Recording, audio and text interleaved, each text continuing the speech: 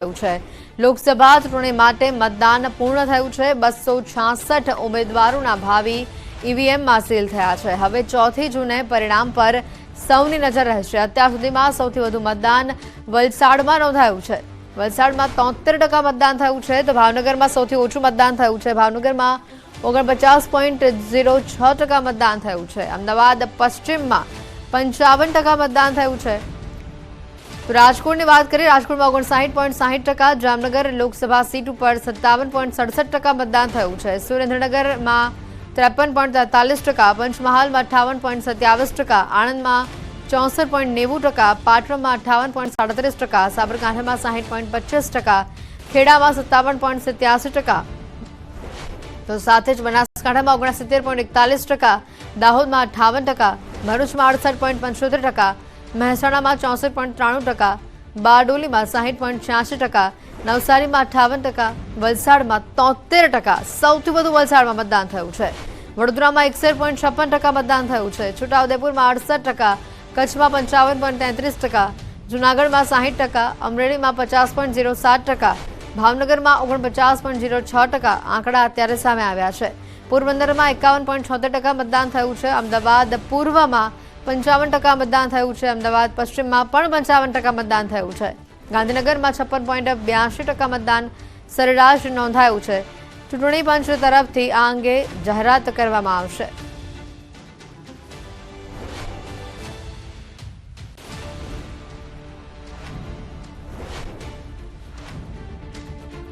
તો રાજકોટમાં સ્ટ્રોંગ રૂમની બહાર ચુસ્ત બંદોબસ્ત ગોઠવવામાં આવ્યો છે। શહેરની કણકોટ ખાતે આવેલી એન્જિનિયરિંગ કોલેજમાં સ્ટ્રોંગ રૂમ બનાવાયો છે। પેરામિલિટરી ફોર્સ દ્વારા સઘન સુરક્ષા કરવામાં આવી છે। સીસીટીવી કેમેરા અને પોલીસનો પણ 24 કલાક બંદોબસ્ત છે। મોડી રાત્રે ઈવીએમ, વીવીપેટ મશીન સહિતની સામગ્રી સ્ટ્રોંગ રૂમ ખાતે પહોંચી હતી।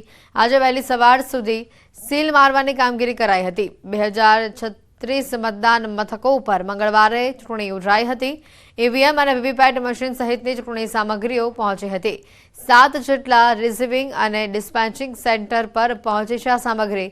ચુસ્ત પોલીસ બંદોબસ્તની વચ્ચે તમામ સામગ્રી સ્ટ્રોંગ રૂમ ખાતે લાવવામાં આવી હતી। કુલ 12,58,905 જેટલા મતદારોએ મતદાન કર્યું હતું।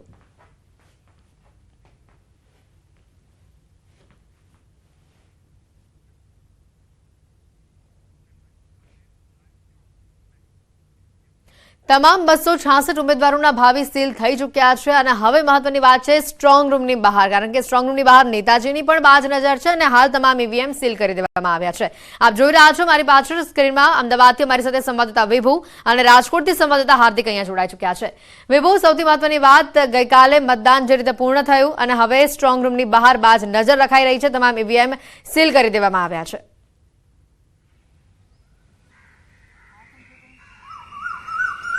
બિલકુલ હેતવી, જે રીતે અત્યારે ઈવીએમ છે સીલ કરવામાં આવ્યા છે તેના દ્રશ્યો બતાવવા માંગીશ કે અત્યારે અમદાવાદની એલડી એન્જિનિયરિંગ કોલેજ પર છીએ કે જ્યાં વિધાનસભા વાઇઝના જે બૂથના ઈવીએમ છે તેને સીલ કરવામાં આવ્યા છે। સુરક્ષા વ્યવસ્થા સઘન કરી દેવામાં આવી છે। 3 લેયર સુરક્ષા વ્યવસ્થા છે તે રાખવામાં આવી છે। ગેટ પરથી લઈ અને અંદર સુધી ચુસ્ત પોલીસ બંદોબસ્ત છે તે ગોઠવવામાં આવ્યો છે। અત્યારે પોલીસના બંદોબસ્ત વચ્ચે જે ઈવીએમ છે તેને રાખવામાં આવ્યા છે ત્યાં પણ સીલ કરી દેવામાં આવ્યું છે। તમામ જે વિન્ડો હોય છે અથવા તો અંદરનું જે ડોર હોય છે ત્યાં પણ સીલ કરી દેવામાં રહ્યું છે અને પોલીસનો 24 કલાક બંદોબસ્ત રહેશે, સાથે સીસીટીવીની નજર રહેશે।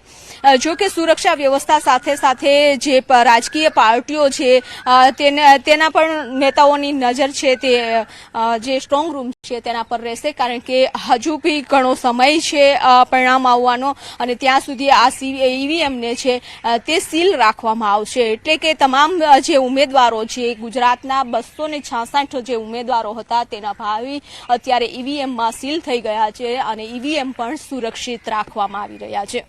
બિલકુલ, આ સાથે જ અમારી જોડે રાજકોટથી પણ અમારા સંવાદદાતા હાર્દિક અહીંયા જોડાયેલા છે। હાર્દિક, રાજકોટના સ્ટ્રોંગ રૂમની બહાર કેવા પ્રકારનો માહોલ જોવા મળી રહ્યો છે? ચોક્કસથી રાજકોટ ગુજરાતની અતિ મહત્વપૂર્ણ ગણાતી રાજકોટ લોકસભા બેઠકની ગઈકાલે ચૂંટણી યોજાઈ હતી। કુલ 2036 જેટલા મતદાન મથકો ઉપર આ ચૂંટણી પ્રક્રિયા પૂર્ણ થઈ હતી। ત્યારે કહી શકાય કે 7 જેટલા જે ઈવીએમ મશીનના જે રિસીવિંગ ડિસ્પેચિંગ સેન્ટર છે ત્યાં ઈવીએમ વીવીપેટ સહિતની જે ચૂંટણી સામગ્રી છે તે પહોંચી હતી.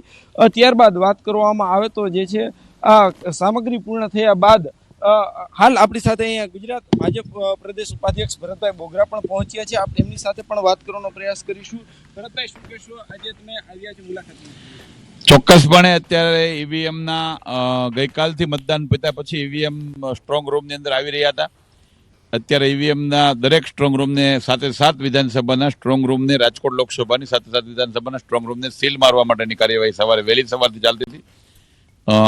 ભારતીય જનતા પાર્ટીના ઉમેદવારના એજન્ટ તરીકે, પંચમાં સાક્ષી તરીકે ઈવીએમ સીલ માટેની કાર્યવાહીમાં જોડાણ હતો. એકદમ પારદર્શકતાથી કામ થઈ રહ્યું છે. હું ચૂંટણી પંચને, કલેક્ટરની ટીમને અને આખા વહીવટીતંત્રને પણ અભિનંદન આપીશ કે શાંતિપૂર્ણ રીતે અને એક જેને કહેવાય પારદર્શકતાથી કામ કરી રહી છે. આ હતા જે ગુજરાત ભાજપ ઉપાધ્યક્ષ અને રાજકોટ લોકસભા બેઠકના જે ઉમેદવાર છે તેના પંચ હતા.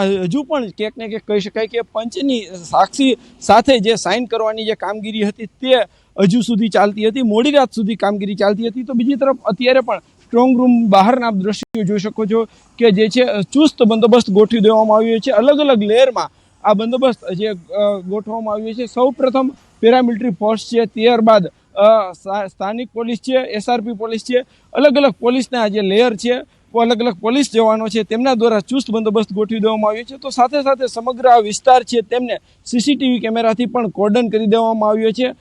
વાત કરવામાં આવે તો ગઈકાલે મોડી રાત્રે જે ઈવીએમ વીવીપેટ સહિતના જે મશીનો છે તે સ્ટ્રોંગ રૂમ ખાતે પહોંચ્યા હતા અને વહેલી સવાર સુધી સીલિંગ મારવાની કામગીરી હાથ ધરવામાં આવી હતી. હજુ સુધી પણ ક્યાંક ને ક્યાંક કામગીરી ચાલી રહી છે. હજુ પણ અનેક અધિકારીઓ છે તે અંદર છે. આ કામગીરી પૂર્ણ થયા બાદ જે કહી શકાય કે અંદર માત્ર ને માત્ર જે ખૂબ જ જવાબદાર વ્યક્તિ છે તેમને જ પ્રવેશ આપવામાં આવશે. 24 કલાક બંદોબસ્ત ગોઠવવામાં આવશે. અહીંયા ઉચ્ચ પોલીસ અધિકારીઓ પણ અત્યારે આપ જોઈ શકો છો કે અહીંયા બંદોબસ્તમાં ગોઠવાઈ ગયા છે. ખાસ કરીને વાત કરવામાં આવે તો હાલ આજે આગામી 4 તારીખે કે જ્યારે મતગણતરી થવાની છે આ જગ્યાએ, ત્યારે આ મતગણતરી પૂર્ણ થયા બાદ મતગણતરી જ્યારે યોજાશે ત્યારે ક્યાંક ને ક્યાંક હાલ જે છે અહીંયા આવશે ને ત્યારે અત્યારે જે સીલ મારવાની કામગીરી છે, સીલ કર્યું છે તે અત્યારે પંચની સાક્ષીઓમાં સીલ ખોલાશે ને ત્યારબાદ મતગણતરીની પ્રક્રિયા હાથ ધરાશે. જી બિલકુલ વિભુ, જે રીતે ગઈકાલે મોડી રાત સુધી કામગીરી ચાલી હતી શાંતિપૂર્ણ માહોલમાં, વિભુ, મતદાન ગઈકાલે પૂર્ણ થયું.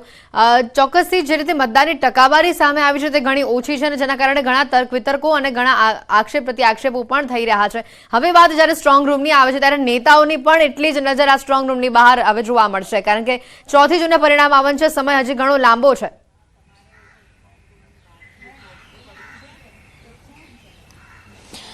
બિલકુલ, કારણ કે જે રીતે ટકાવારી ખૂબ ઓછી જોવા મળી રહી છે, એટલે કે 2019 કરતા આ વખતની જે ટકાવારી છે તે ઘણી ઓછી રહી છે. કારણ એક તો એ પણ છે કે કાળઝાળ ગરમી હતી અને બીજું કારણ એ પણ છે કે જે જ્ઞાતિય સમીકરણ હોય છે, કે વિવાદિત મુદ્દાઓ હતા તેને લઈને પણ ટકાવારી ઓછી થઈ હોય તેવું માની શકે છે. પરંતુ હવે એ જે મુદ્દો છે તેના ઉપર તો રાજકીય પક્ષો પણ જે આત્મમંથન છે તે કરશે. પરંતુ અત્યારે જે ઈવીએમ છે તે સીલ કરી દેવામાં આવ્યા છે.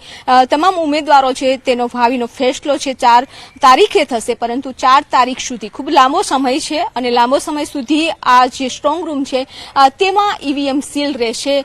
આપ દ્રશ્યો જોઈ શકો છો કે જે રીતે સુરક્ષા વ્યવસ્થા કરવામાં આવી છે, કારણ કે જ્યારે રિઝલ્ટ આવે છે ત્યારે ઈવીએમ ઉપર દોષનો ટોપલો ઢોળાતો હોય છે અને એને લઈને જ અત્યારે આપ પણ જોઈ શકો છો કે જે રીતે સુરક્ષા વ્યવસ્થા વચ્ચે રાખવામાં આવતા હોય છે, એટલે કે ઈવીએમમાં કોઈ પણ પ્રકારની સતીઓ ઊભી ના થાય, કોઈ કારણ ન બને તે માટે સીલ કરી દેવામાં આવે છે. સીલની પ્રક્રિયા પણ મોડી રાત સુધી ચાલી હતી. જે પણ વિધાનસભા વાઇઝ બૂથો હતા એ વિધાનસભા વાઇઝ બૂથો ઉપર તેના સ્ટ્રોંગ રૂમ બનાવવામાં આવ્યા છે અને એ સ્ટ્રોંગ રૂમમાં ઈવીએમને સીલ કરી દેવામાં આવ્યા છે.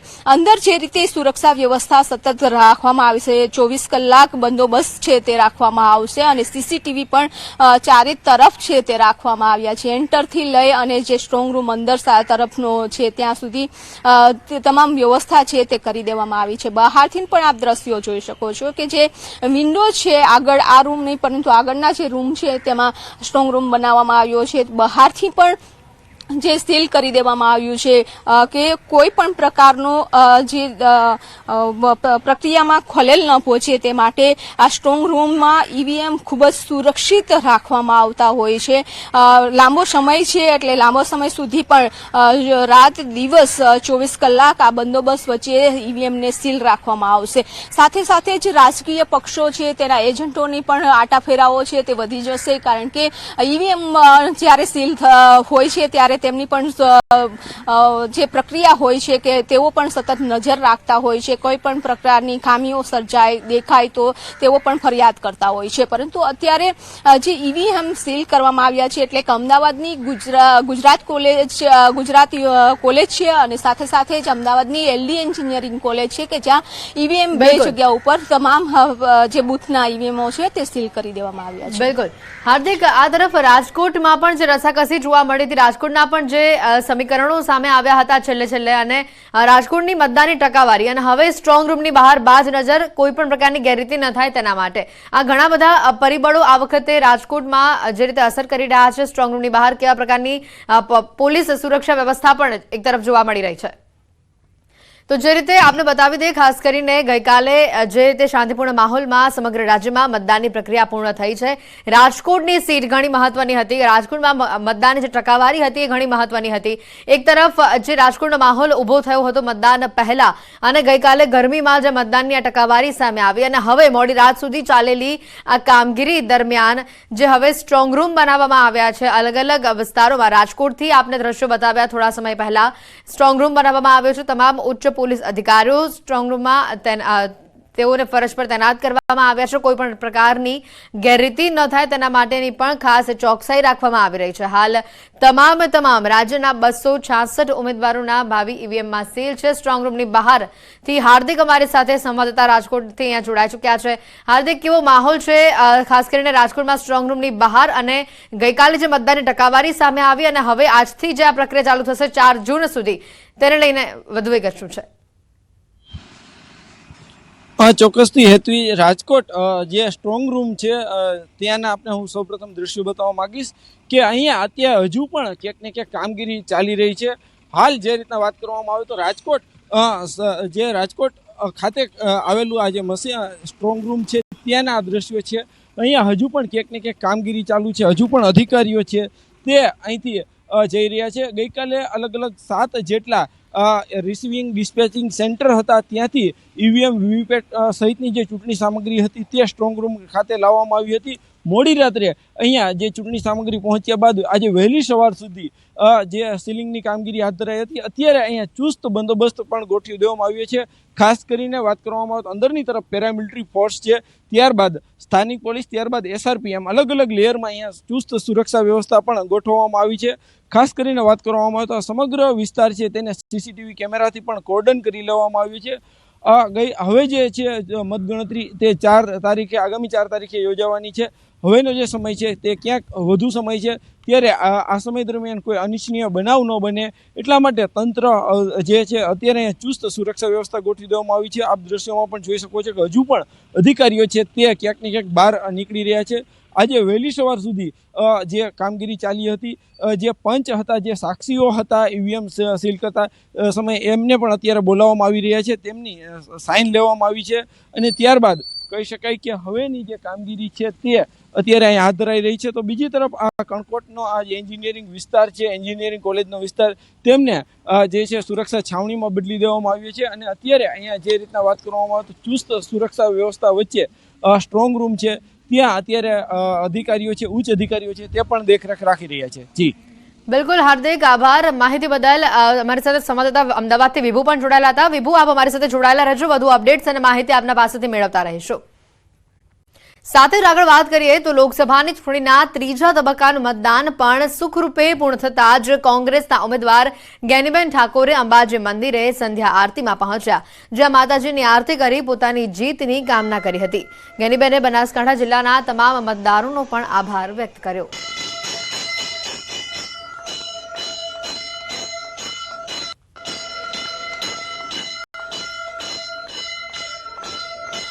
માં જગદંબાના સાનિધ્યમાં દર્શન કરીને એ જ પ્રાર્થના કરી કે હે માં જગદંબા, જિલ્લામાં સુખમય શાંતિમય અને એક લોકશાહી ઢબે આ ચૂંટણી સંપન્ન થઈ અને વિના વિઘ્ને આ ચૂંટણી પાર પડી એ બદલ મા જગદંબાના આશીર્વાદ આખા જિલ્લાના તમામ લોકો ઉપર રહ્યા છે અને આ બનાસકાંઠાના જિલ્લાના મતદારોએ કરી બતાવ્યું કે લોકશાહી આજે પણ જીવિત છે. અને હવે વાત કરીશું ગરમી રેકોર્ડ તોડશે તેની.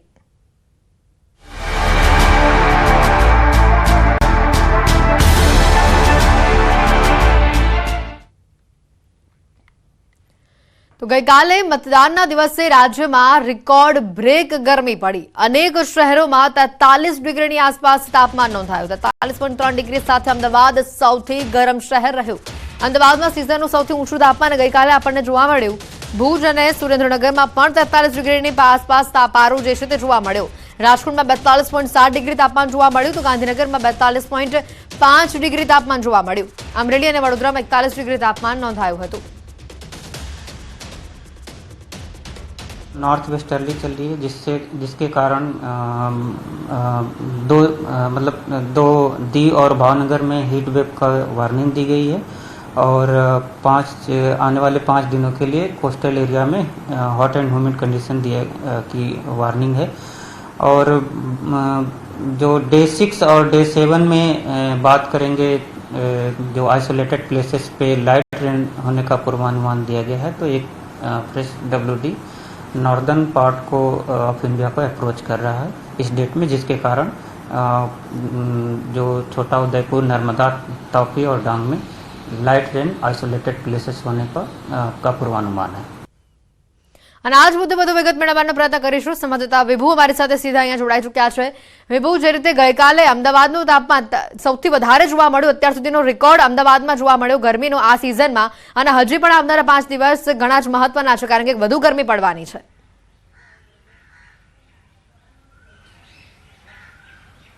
હેતવી, બિલકુલ, કારણ કે હવામાન વિભાગ દ્વારા જ આગાહી કરવામાં આવી હતી કે 7 તારીખે છે ગુજરાતના અનેક વિસ્તારમાં હીટવેવ રહેશે, સાથે જ તાપમાન છે તે ઊંચું રહેવાનું અનુમાન પહેલેથી જ વ્યક્ત કરી દેવામાં આવ્યું હતું. અને ગઈકાલે જે રીતે ગરમી પડી તે સિઝનનું સૌથી વધારે ગરમ શહેર છે અમદાવાદ રહ્યું અને અમદાવાદમાં કાળઝાળ ગરમીથી લોકો પરેશાન થઈ ગયા છે. હવામાન વિભાગનું અનુમાન છે કે આગામી 4 દિવસ છે તાપમાન યથાવત રહેશે અને દરિયાકાંઠાના જે વિસ્તારો છે ત્યાં ગરમ અને ભેજવાળા પવનો ફૂંકાશે, જેના કારણે અકળામણની અનુભવ પણ થશે. તો જે 12 અને 13 તારીખના છે ખાસ કરીને પ્રી મોન્સૂન એક્ટિવિટીઝ થશે અને તેના કારણે સામાન્ય વરસાદ થવાની પણ સંભાવના વ્યક્ત કરવામાં આવી છે. એટલે કે હવે જે મે મહિનાનો એન્ડ છે તે ખૂબ જ ગરમ રહેતો હોય છે અને ધીમે ધીમે તાપમાન પણ વધતું જશે, એટલે કે કાળઝાળ ગરમીનો અહેસાસ છે તે લોકો કરશે. હીટવેવની જે આગાહી કરવામાં આવી હતી તેમાં ભાવનગર અને દીવ છે તે હીટવેવ રહેશે, એટલે કે લોકોએ કામ વગર ઘરની બહાર ન નીકળવું જોઈએ. 1 થી 4 નો જે સમય હોય છે કે સૂર્યના સીધા જ કિરણો ધરતી પર પડતા હોય છે અને તેના કારણે ડિહાઇડ્રેટ થવાની પણ સંભાવના વ્યક્ત કરવામાં આવતી હોય છે. તો લોકોએ પણ ખાસ કરીને ધ્યાન રાખવું જોઈએ કે બપોરના 1 થી 4 જો કામ ન હોય તો ઘરની બહાર નીકળવાનું ટાળે અને ખાસ કરીને વધારેમાં વધારે પાણી પીવે, જેના કારણે ડિહાઇડ્રેશનથી બચી શકાય. બિલકુલ વિભુ, આભાર માહિતી બદલ. સમાચારોમાં હાલ રોકાઈશું એક બ્રેક માટે.